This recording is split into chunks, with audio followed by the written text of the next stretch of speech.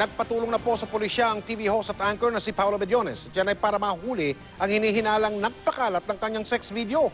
5 taon na pala siyang binablackmail. Pangunahing suspect ang mga technician na nag-ayos ng kanyang laptop. Nakatutok si Cesar Apolinario. Hawak ko ngayon ang mga sex videos mo. Madali naman akong kausap. Kung ayaw mong lumabas ito sa publiko, tawagan mo ako. Antayin ko ang tawag mo. Huwag mo patagalin. Mainipin ako. Ito raw ang laman sa isa sa 2 liham kay Paolo Bediones, ng taong nagpakalat umano ng sex video ng TV host at anchor.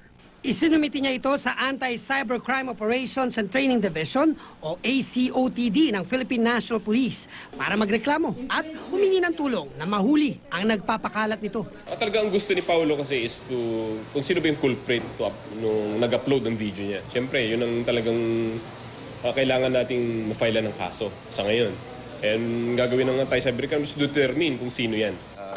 5 taon na sa kanya ang liham na ito na tila pang-blackmail. 2009 daw nang matanggap ito na sinundan pa ng isa pang liham at text message. After 3 months, nung pinagawa niya yung laptop niya, is may nagpadala na daw sa kanya ng letter and text messages na kung hindi daw siya mag-reply o to respond on the letter, i-upload niya yung videos. Sa isang technician daw sa Quezon City pinagawa ni Bediones ang laptop at sa inisyal na investigasyon ng pulisya, ipinasa pa raw ng technician na ito ang laptop ni Bediones sa isa pang paggawaan ng laptop.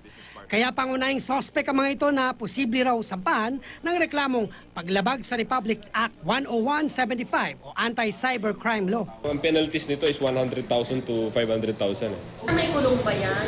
Yes, this is 3 years to 7 years. Base pa rin sa impormasyong nakalap ng PNP, sa Facebook umano unang naipost ang video at mahigit 1 milyong beses na umanong na-share sa social media.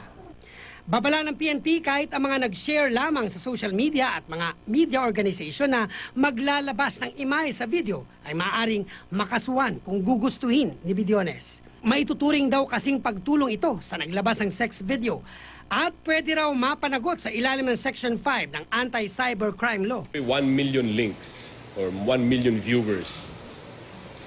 It's very hard.